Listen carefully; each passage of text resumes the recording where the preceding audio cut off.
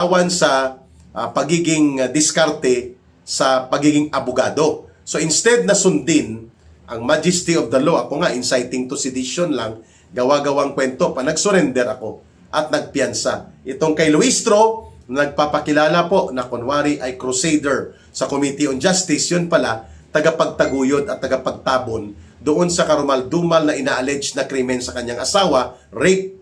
At sabi niya, hindi ko tinatanggi, tinago ko siya kasi I have to step back. No? Step back para maghanap ng pang-ariglo. Di kulukoy.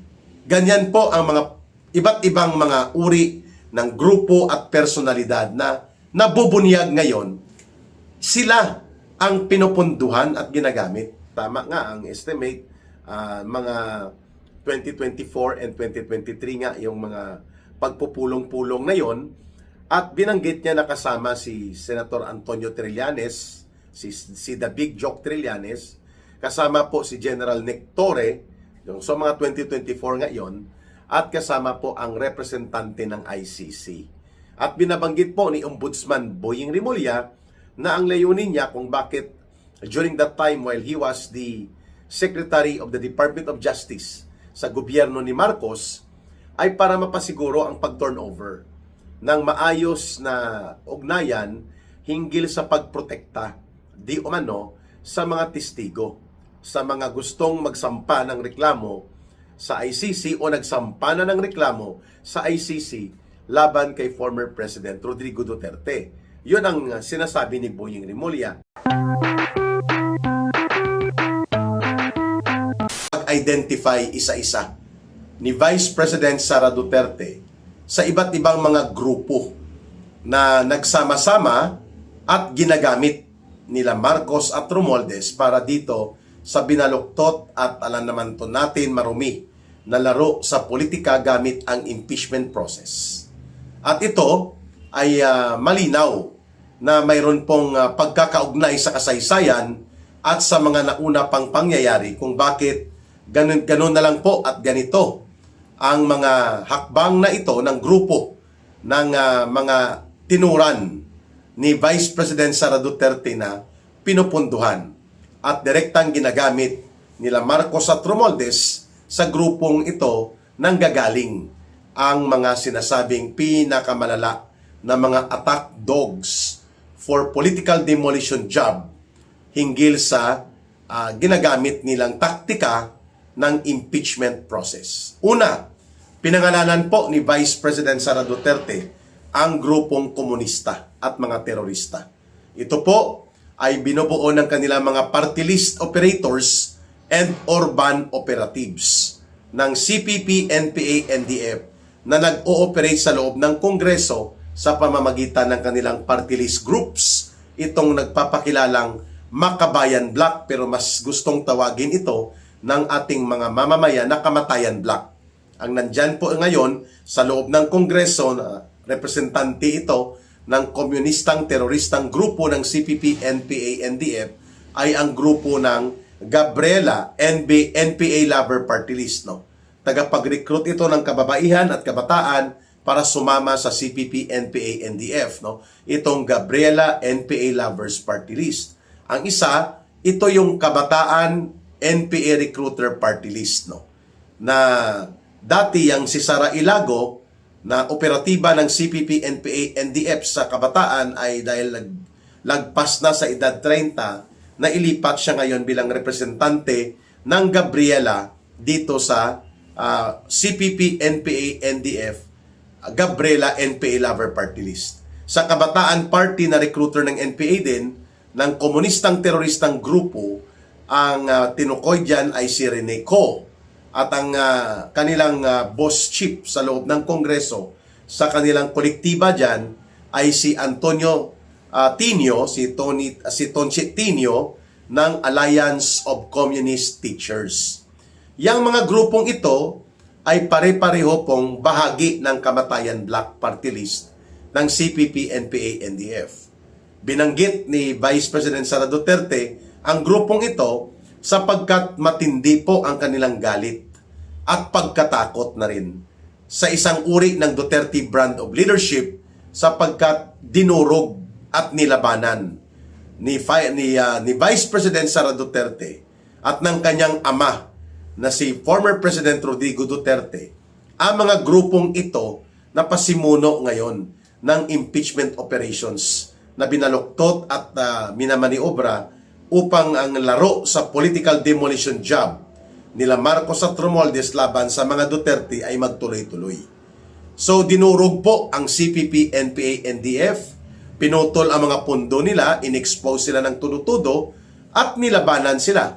Hindi lamang po ni President Duterte, kundi pati ang kanyang anak na nagbuo din ng counterpart program sa Davao City, yung tinatawag na Peace 911, which is a local and regional initiative of the Davao City local government sa pamumuno ni then Mayor pa siya, Sara Duterte. Ito po ay complementary and parallel support sa National Task Force to End Local Communist Armed Conflict. At ang Davao Region, including Davao City during that time, ay isa sa may pinakamalaki at pinakamalawak na affectation ng infiltration and activities ng communist terrorist organizations ng CPP, NPA, NDF. Kaya naman head-on, binangga ito ng mag-amang Duterte at dinurog ang almost kalahati ng buong puwersa sa buong bansa ng CPP, NPA, NDF na nandyan po sa paligid ng Davao Region ay napuksa, lumayas at eventually ay nalugmok po ang communist terrorism sa Mindanao dahil dito sa programang Peace 911 at National Task Force to End Local Communist Armed Conflict. Now, alam na po natin kung bakit ganon na lamang ang pagkagalit, ang pagkamuhi at pagpapakatuta nitong CPP, NPA, NDF, urban operatives nila, lalo na ang kanilang mga party list groups, na wag manatili bilang top contender or front runner to the presidency in 2028 elections, si Vice President Sara Duterte, dahil takot na takot sila na may kalalagyan silang muli at lubusan silang mawawala sa mundong ibabaw itong communist terrorist organizations na ito. Kaya sila ay todo atake na sobra pa sa naglalaway-laway na mga pitbull at bulldog ni Marcos at Romualdez. Pinupunduhan, binibigyan ng hundreds of millions ng pondo to billions of pesos gamit po ang ating government resources.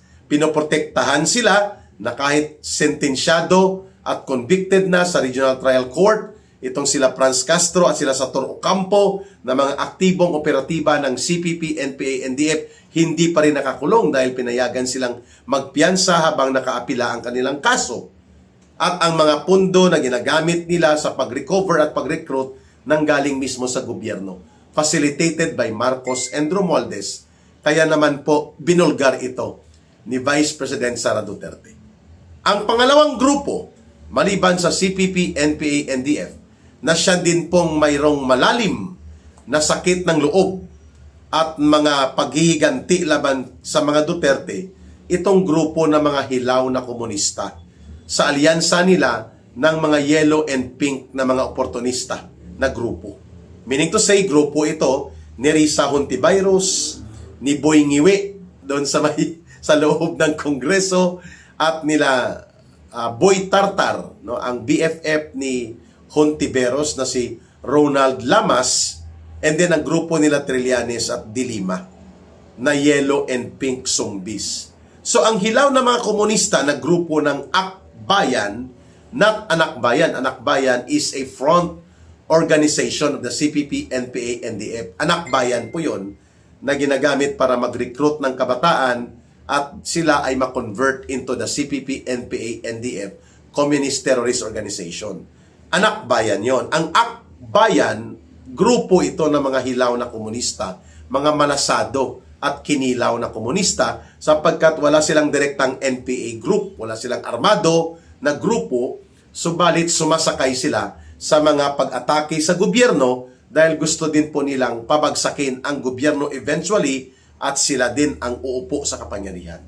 The closest ally nitong mga hilaw, malasado at kinilaw na komunistang grupo ng akbayan nila Hontiveros ay ang grupo ng yellow and pink na mga oportunista na politiko kagaya nila Trillanes at nila De Lima.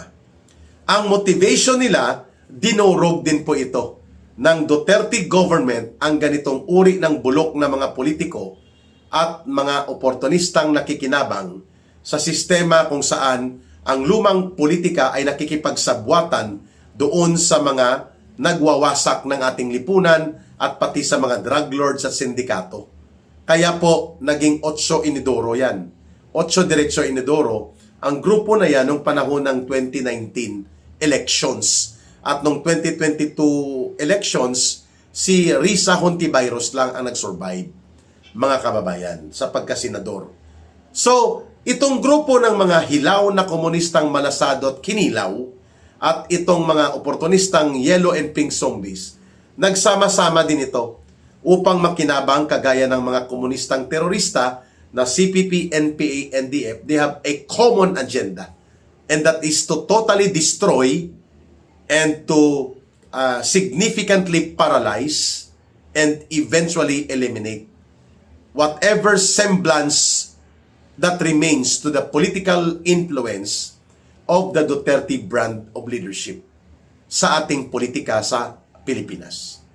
Upang mawala ang ano pa mang mga natitira pang significant, no, or makabuluhan na latag ng impluensya sa politika ng ating bansa, na mayroon ang isang uri ng Duterte brand of leadership, ay kailangang maparalyze ito. Kailangang lumpuin ito at sirain at eventually ay mawala sa Pilipinas dahil takot na takot din itong hilaw at malasado na kinilaw na komunistang grupo at mga zumbis ng yellow and pink na grupo kagaya ng CPP, NPA, NDF dahil hindi sila makaporma at hindi makapagpalusot ng diskarte nila kung ang nakaupo sa kapangyarihan ng gobyerno ay isang Duterte brand of leadership. Ayan. Mga kababayan, ang pangatlo na pwersa po dito na ginamit ay ang Evil Society Forces. Yung mga grupo nila, Father Flaby, yung running priest na, the pestering priest, ng tawag sa kanya ng netizens, na si Robert Reyes, at ito'y kaalyado din po ng mga dilaw at pink zombies. Sila naman po ay nagpapakilala, di umano na civil society, pero mas naaangkop na tawagin silang Evil Society.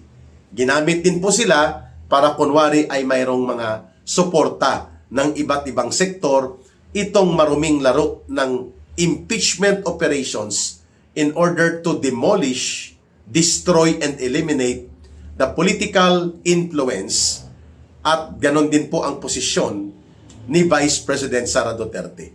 Lalo pa na lumalantad na ang katotohanan in the early pronouncement right now into the presidential elections, si Sara Duterte po ang nangunguna sa lahat ng survey at siya pa rin po ang kinikilala the most formidable and frontliner consistently na magiging top line candidate na bubutuhin o pipiliin ng sambayan ng Pilipino pagdating po ng susunod na presidential elections.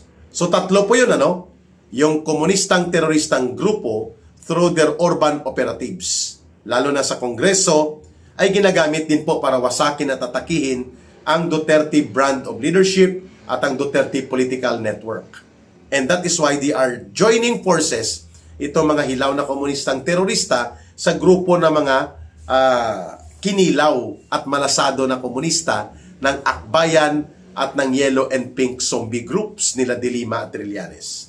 At ang pangatlo, itong nagpapakilala ng mga pare, madre, at kunwari mga non-government organizations that they call themselves as a civil society, pero ayon sa ating karanasan sa kanila, mga evil society po ito. Extension ito ng tagapagprotekta ng malawakang pandarambong at pagnanakaw sa gobyerno na pinamumunuan ng sindikato ni Marcos at Romualdez sapagkat sila po ay nakinabang din. Itong grupong ito ay nagkaroon din po ng mga suporta at benepisyo at proteksyon mula kay Marcos at Romualdez basta ang atakihin lang nila ay ang Duterte political group. Iyan. So malinaw po ang pagkakalatag na ito ng mga iba't ibang alyansa na binuo nila Marcos at Romualdez upang pagtulungan at dumugin si Vice President Sara Duterte. May gawa-gawang kwento ng Mary Grace Piatos at pag-abuso sa confidential fund, bagamat ito ay dinurog na ng makailang ulit sa unmodified report coming from the Commission on Audit or COA. Hindi pa rin sila tumitigil, ginagamit pa rin nila ito sa dirty and black propaganda. Ngayon, ill-gotten wealth na naman at kung ano-anong kasinungalingan na ang SALN daw o Statement of Assets, Liabilities and Net Worth ni Vice President Sara Duterte hindi tumutugma sa kanyang pagpasok sa pagiging Vice President. Wala naman silang ipakita na mga signifikante na pagbabago at ito ay kanilang inilalabas para lamang busisiin. Kunwari, ang ill-gotten wealth o unexplained wealth na mayroon ang mga Duterte, which alam natin mahihirapan silang palabasin ang gusto nilang mga gimmick na ito sapagkat hindi ganon ang buhay at ang karanasan ng mga Duterte na nagpapayaman sila sa politika. Wala nga silang negosyong hinahawakan at ang kanilang pamumuhay ay lantad naman na modest lifestyle sila. Simple lang, no mga kababayan. At ang isa pang ginamit ngayon, itong Madriaga Chismis, na ang author nito pala, itinuturo dito sila Dilima. At mukhang ito ay bahagi ng script na ginawa din noon nila Sunny Boy the Big Joke Trillanes doon sa Bicoy the Picoy story 1 and 2 na ginamit nila para i-black propaganda si former President Rodrigo Duterte na effect, no? Hindi nag-epekto at ito ay bumalik at nagbumirang pa kina Trillanes. Walang pinagkaiba po itong kwento na ilalabas nila tungkol dito sa isang arrested allegedly as a criminal operator ng kidnap for ransom na nakakulong dyan sa loob ng bikutan sa Camp Bagong Diwa sa Taguig, no? Itong si Ramil Madriaga. Katunog pa naman ang Ramil ng Junel Ramil. So si Lola Laila Dilima po ay itinuturo na isa sa mga pasimuno nito sa pagbubuo ng mga affidavit ni alias Ramel na noon ay katunog din sa mga nasasangkot at naugnay kay Dilima doon sa alleged drug trafficking sa loob ng bilibid prisons at mga sindikato ng droga sa pangalang Junel. So, kitang-kita kung sino po ang mga nai-involve dito. Alam din po natin ang motibo nila ay political demolition job. It's not about accountability and the fight against corruption. Kung mayroon man. Kasi kung totoo yan, na patungkol ito sa pananagutan at paglaban sa korupsyon, edi sana inuna nilang ibulgar at labanan ang 1.4 trillion pesos na malawakang pandarambong at sistematikong pangungurakot na pinamunuan ng sindikato nila Marcos at Romualdez. Subalit, tameme, bulag at bingi po ang mga grupong itong nagkukunwari na si Vice President Sara Duterte ang korap kaya dapat siyang ma-impeach, mga kababayan. Nabulgar ang kanilang pagiging ipokrito at ang kanilang pagiging mga attack dogs rather than being advocates for against corruption. Okay? Ang isa pang grupo, itong kay Luistro. Ito naman ang mga sip-sip na miyembro ng Alipore sa sindikatong nakinabang sa pagnanakaw sa kabanang bayan as being pinpointed by witnesses. So itong si Luistro, itinuturo ito na pati ang kaso ng kanyang asawa na nasasangkot sa non-bailable serious crime of rape ay itinago niya. Hindi niya isinurrender, hindi niya isinuko at naggumawa ng mga maniobra sa koneksyon sa legal na mga mundo ng mga galawan sa pagiging diskarte sa pagiging abogado. So instead na sundin ang majesty of the law, ako nga inciting to sedition lang, gawa-gawang kwento pa, nagsurrender ako at nagpiyansa. Itong kay Luistro, nagpapakilala po na kunwari ay crusader sa Committee on Justice, yun pala tagapagtaguyod at tagapagtabon doon sa karumal-dumal na ina-allege na krimen sa kanyang asawa, rape. At sabi niya, hindi ko tinatanggi, tinago ko siya kasi I have to step back. No? Step back para maghanap ng pang-ariglo. Di kulukoy. Ganyan po ang mga iba't ibang mga uri ng grupo at personalidad na nabubunyag ngayon. Sila ang pinupunduhan at ginagamit ni Marcos para doon sa impeachment demolition job laban kay Vice President Sara Duterte. So hindi tayo nagtataka or hindi tayo magugulat na isang araw na lang sa susunod na mga linggo ay iakyat nila at ipapalusot sa Kongreso, sa House of Representatives, itong binaluktot na naman nila at paulit-ulit na diskarte ng demolition attack against the Vice President using and abusing the impeachment process. At pag-akyat sa Senado, dahil may numero sila sa House of Representatives, nakaantay na doon ang special agents ng Malacanang para magmaniobra sa Senado kapag nagkaroon na ng transmittal of the articles of impeachment ay sisimulan na ang pag-convene muli ng Senado bilang impeachment court or the Senate Impeachment Court. At nandun na sila Tito Soto, sila Ping Lacson at ang mga Ben Dalot Tulfo type na nagsisilbi naman na special agent ni Marcos at nila Romualdez sa Senado. Kaya kailangan po nating maging matatag, kailangan nating palawakin ang ating pag-iisip na ang lahat ng ito ay ang layunin kapangyarihan. Marcos and Romualdez do not want to give up power. They want to stay in power, control and abuse authority and power of the government sapagkat takot na takot sila na umangat at pumasok bilang Pangulo ng Republika ng Pilipinas ang isang Sara Duterte dahil may pananagutan at may kalalagyan sila. And that is exactly what they are doing right now habang kaya pa nilang imaniobra at nagbabakasakali sila na makukuha nilang 16 votes of conviction against the Vice President sa taong ito sa Senado ay minamaniobra nila ngayon. Kaya naman napabayaan na ni Marcos ang kanyang obligasyon. Well, kailan ba naman niya ito inasikaso? Ang pagkalugmok ng ekonomiya, ang nanganganib na buhay at kabuhayan ng ating mga kababayan na nagtatrabaho sa Middle East, ang pagkalugmok ng supply ng langis at ang pagsirit pataas ng mga presyo ng produktong petrolyo at ng epekto nito sa buong ekonomiya, wala nada si Marcos. Pero dito sa impeachment attack laban kay Vice President Sara Duterte, todo larga. Nakakahiya, nakakasuklam ang ganitong uri ng kabulukan nila. Pero may katapusan ito. Nagbabantay, nagmamatyag at alam ng taong bayan ang mga pangyayaring ito. Kaya huwag tayong mawala ng pag-asa. Tuloy tayo sa pagpukaw ng ating mga kababayan hanggang ang pagbabago ay maabot natin at pagreforma sa ating gobyerno. At matatapos na natin ang sindikato ng gobyerno ni Marcos at Romualdez na nagpapahirap sa buong sambayanang Pilipino. Mayroon po tayong nais talakayin na balita, itong paglabas po ng report ng iba't ibang media, partikular po dito sa isang station, itong media outlet ng GMA, kung saan po direktang in-interview ni Miss Jessica Soho si Ombudsman Boying Rimulya. Ihinggil po ito sa patuloy na pagtatanggi ni dating Senador Antonio Trillanes, si The Big Joke Trillanes. Kasi nga isang malaking katatawanan ang palaging ginagawa nito ni Trillanes, kaya tinawag na siyang The Big Joke Trillanes.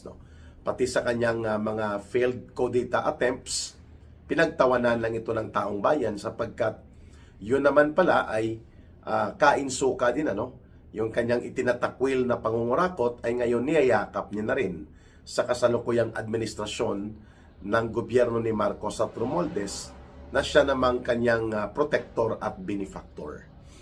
Sinabi po na una na ni Ginoong Trillanes at nagsampa pa nga ito ng reklamo sa Department of Justice laban kay Attorney Baligod at doon sa 18 former soldiers na sinasabi niyang nagsisinungaling ang mga ito na nag-deliver ang mga ito ng ilang beses ng pera, yung expanded bag or envelope size na malaki, na expandable, no? At ang estimate ay mga around 10 million pesos according dito sa mga videos na inilabas na pahayag ng mga former soldiers na ngayon ay naging whistleblowers. So mariing itinanggi at pinabulaanan ni Ginoong Trillanes ang mga naunang salaysay at pagbubunyag na ginawa nitong former 18 soldiers na ito na nakatalaga bilang mga security detailed assistants ni Ginoong Saldico, nang si Mr. Saldico ay aktibo pa bilang chief or chairperson ng Committee on Appropriations at bahagi pa siya ng Kongreso at nagiging isa sa principal operators ni Marcos at Romualdez sa kanilang binuo na sindikato sa pangungulimbat at pangungurakot ng malawakan at sistematiko sa gobyerno natin, no, sa pundo ng ating pamahalaan.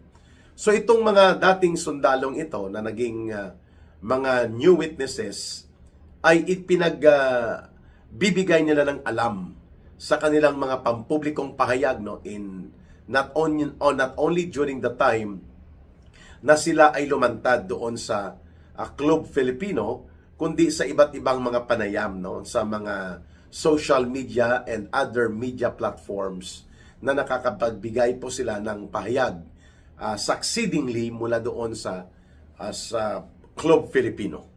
Ngayon, ang hindi lamang ang pag-deliver ng pondo kay Trillanes ang kanilang pinapanindigan itong mga 18 new witnesses na ito, no, kundi pati na ang pagkakasangkot ni Ginoong Trillanes sa pag-facilitate ng illegal at mapanghimasok na mga operations ng representante ng International Criminal Court, mga investigators at mga representante ng kanilang panel of prosecutors na pumasok po sa Pilipinas noong taong 2023 and 2024, mga kababayan. At ito ay mariin din pong itinanggi muli ni Ginoong Trillanes. Sabi niya kay Ms. Jessica Soho o sa taga GMA News, walang ganyang pagpupulong. Wala. Yun ang kanyang binabanggit. Aba, ng kuhanan po ng direktang pahayag si Ombudsman Boying Rimulya, direkta niyang tiningnan ang taong bayan through the camera of GMA at sinabi niya, yes, may naganap na pagpupulong sa Bill Air sa bahay niya sometime about a year ago, which tama nga ang estimate, mga 2024 and 2023 nga yung mga pagpupulong-pulong na yon. At binanggit niya na kasama si Senator Antonio Trillanes, si The Big Joke Trillanes, kasama po si General Nick Torre, yung sa mga 2024 nga yon, at kasama po ang representante ng ICC. At binabanggit po ni Ombudsman Boying Rimulya na ang layunin niya kung bakit during that time while he was the Secretary of the Department of Justice sa gobyerno ni Marcos ay para mapasiguro ang pag-turnover ng maayos na ugnayan hinggil sa pagprotekta di umano sa mga testigo, sa mga gustong magsampa ng reklamo sa ICC o nagsampa na ng reklamo sa ICC laban kay former President Rodrigo Duterte. Yun ang sinasabi ni Boying Rimulya. May mga witnesses na humihingi ng Witness Protection Program support mula sa Department of Justice. At gayon din daw ang mga na-turnover na mga investigasyon tungkol sa Task Force on Extrajudicial Killings na binuo din po previously pa noong panahon ni Noynoy Aquino na nagpapatuloy na nag-iimbestiga hinggil sa mga allegedly ay mga nagaganap na extrajudicial killings na ito. May mga nakalagak na mga ebidensya o testimonya o kaya mga resulta ng paunang investigasyon pertaining to the allegations sa kay Pangulong Duterte. Iturn over niya daw ito sa taga-ICC take note of apan or sa pamamagitan ng pag-facilitate ni Ginoong Antonio Trillanes. Ang tanong, sino ang nagsasabi ng totoo at sino ang lantarang nagsisinungaling? Ako, sa mga mamamayan at sa ating mga kababayan at sa ating mga tagapagsuporta dito, sa ating ka Eric Celis, Balita at Talakayan, alam ko po ang tumatakbo sa isipan ninyo na lantaran ang pagsisinungaling ni Ginoong Trillanes kung ang ombudsman na mismo na si Boyeng Rimulya at siya ay hindi voluntaryo na nagsasabi nito, kundi inamin niya in an open public interview during the time na nagtatanggi at ayaw magpahuli, no, iwas pusoy si Trillanes, ay siya naman pong pagkukumpirma na ginawa ni Ombudsman Rimulya at nagbigay siya ng pagpapaliwanag. No? Sabi niya, dalawang bagay yon, sapagkat nandito na rin ng ICC, ay minabuti niya na sabihan daw ang taga-ICC na protektahan di umano ang mga witnesses na gagamitin sa kasong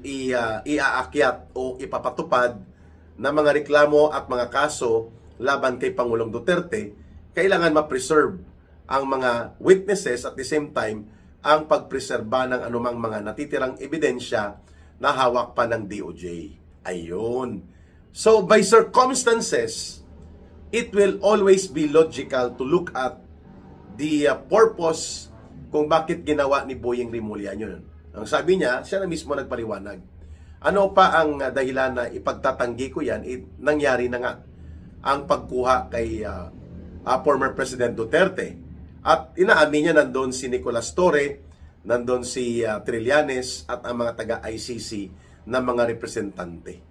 At si Trillanes ang itinuturo ni Ombudsman Boyeng Rimulya na facilitator o siyang nagbibitbit, nagdadala at nagbibigay ng linya kung paano mga galawan ng ICC. Sa ganitong pag-amin at pagpapatotoo ni Ombudsman Boyeng Rimulya sa naunang salaysay at mga pahayag na ginawa ng former 18 soldiers na ito, na ngayon ay mga whistleblowers na, mga witnesses, ibig sabihin po, Ombudsman Boyeng Rimulya validated. Pinatutuhanan din niya at kinukumpirma indirectly na tama at mayroong tugma sa katotohanan sa mga naging salaysay at pahayag nitong mga new witnesses na mga dating detailed security staff kay Saldico hinggil sa pagdi-deliver ng mga pondo.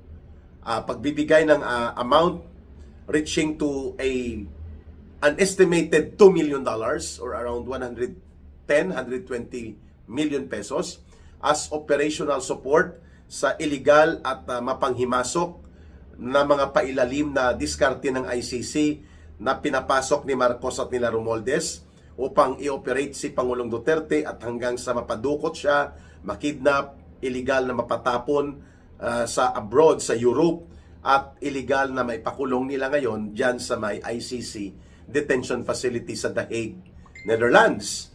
So, the validation of the statements issued by these 18 new witnesses came no less than from Ombudsman Boyeng Rimulya nang binanggit niya ang naturang mga pagpupulong at ang naturang pag-iral ng mga sirkumstansya na tumutugma at dumudugtong sa salaysay nitong 18 new witnesses, while ang patuloy na pagtatanggi at pagsisinungaling at pagpapalusot ni Ginoong The Big Joke Trillanes ay nagpapakita naman na talagang guilty siya.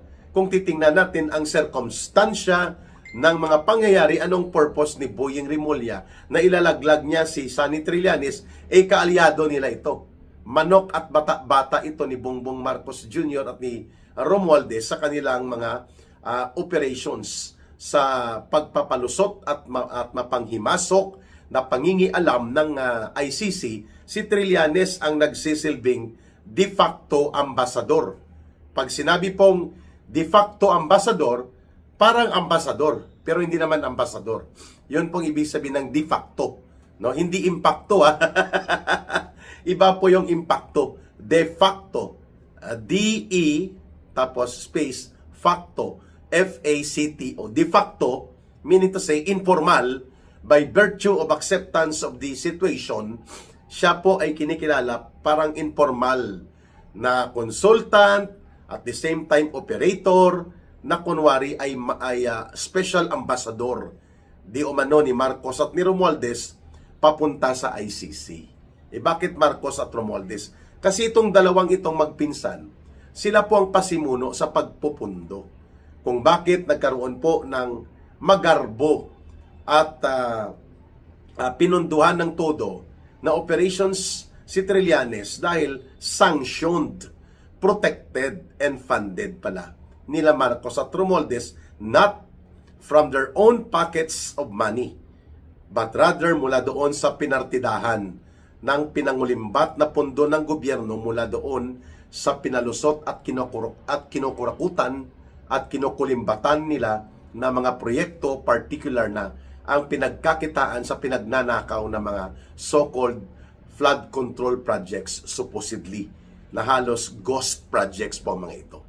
So yung pinagnakawan, ang pinagkulimbatan at kinurakutan nila ng sindikato nila Marcos, Romualdez at Saldico, ay ginamit nila si Saldico na magtabi ng allocation mula sa pundo na ito na pinagnakawan sa partida nila, at ginamit ito according to the detailed security staff na ito ni Saldico, itong 18 former soldiers, na mag-deliver ng pera. Allegedly, doon sa Antipolo residence ni Trillanes, and allegedly sa iba pang pagkakataon kung saan nandoon po ang mga representante ng illegal na operations at mapanghimasok na discarding ito ng ICC, facilitated by the Big Joke Trillanes. So, ang sirkumstansya at ang mga pagdudugtong ng pangyayari hinggil sa pagtutugma ng confirmatory declaration na ito na ginawa ni Ginoong Boying Rimulya, who is now the Ombudsman of Marcos, before siya pa ang Department of Justice Secretary, ay mas hinihulog niya si Trillanes, at rather, wala naman siyang pakinabang dito sa 18 former soldiers na ito, pero sabi niya, he just wants, no? According to Boying Rimulya, he just wants to have a fair and straightforward na pag-amin na naganap ang mga pangyayaring ito ng pagpupulong sa ICC representatives na ito, kasama si General Nick Torre, si Diwata Torre, at sila Trillanes, at siguro may iba pang mga kasama doon, hindi na lang binanggit ni Boying Rimulya, pero wala siyang pag-aalangan na sinabi niya sa purpose yun na i-turn over niya ang ilang mga investigation results na mayroon po sa DOJ at ilan pang mga nailagak na dokumento patungkol sa war on drugs ni Pangulong Duterte, at ang mga witnesses na inilapit sa kanya sa DOJ upang mabigyan sana ng witness protection program, di umano dahil sila ay gagamitin o magbobolontaryo sa mga grupo na nagsampa ng kaso laban kay Pangulong Rodrigo Duterte. O ano ka ngayon, Trillanes? Di tiwangwang ka, no? However, hindi lamang po na-invalidate at hindi lamang po nabaliktad at nasupalpal ang pagsisinungaling at pagtatangging ito na ginawa ni Trillanes, no? Hindi lamang siya nawala ng kredibilidad, hindi lamang siya ay nabisto, no? Bistado ka na, may resibo ka pa. At it was Boying Rimulya who did that kind of expose against the lies and deception na ginawa nito ni Ginoong Trillanes, according sa kanyang pagpipretend na wala siyang kinalaman dito sa special ops, no, special operations ng ICC. Subalit, hindi lamang yun ang epekto ng deklarasyon ni Boying Rimulya. Binigyan din po ni Boying Rimulya ng bigat ng weight of probability of existence of these facts at relevant information ang hawak nitong mga 18 new witnesses. At dapat challenge ito mismo kay Boying Rimulya na mag-imbestiga ka na kung ano pa ang mga inilahad na salaysay nitong mga 18 new witnesses na ito na mga dating sundalo, kaysa naman hanggang doon ka lang sa media interview mo, ikukumpirma ang relevance and existence of the information that they had initially revealed dyan sa Club Filipino and in their succeeding interviews. Pangalawa, nagbibigay din po ito ng challenge ngayon sa Senado, partikular sa pamunuan ng Senado, kina Tito Soto, kina Ping Lacson, na siyang may hawak ng Senate Blue Ribbon Committee na ngayon ay tinatawag na Senate Black Ribbon Committee. Kasi madilim po ang prospects o ang patutunguhan kapag hinawakan nila ang mga investigasyon na ang direksyon ay dumudugtong ang criminal trails sa pananagutan nila Marcos at Romualdez, nagiging madilim ang pinatutunguhan ng investigasyon o nagkakalabo-labo. Kaya imbis daw na tawag dyan ng mga netizen, Senate Blue Ribbon Committee, naging Senate Black Ribbon Committee. Challenge ito kay Tito Soto, kay Ping Lacson, kina Erwin Bendalo Tolfo. At sa silent majority, ano pa ang inaantay nyo? Let the Senate be converted into a committee of the whole, or let the Senate Blue Ribbon Committee become an expanded and extended committee oversight of the Senate para pakinggan ang salaysay nitong mga 18 whistleblowers na ito or 18 new witnesses na ngayon po ay nagbibigay ng mga impormasyon na kinukumpirma no less than ni Ombudsman Boying Remulla. Ayan. O di po ba? So wag mo nang hatulan, Ping Lacson. Wag mo na munang sabihin na ito'y circus, bahagi ito ng destabilization at walang patutunguhan kundi magulo lang ang investigasyon.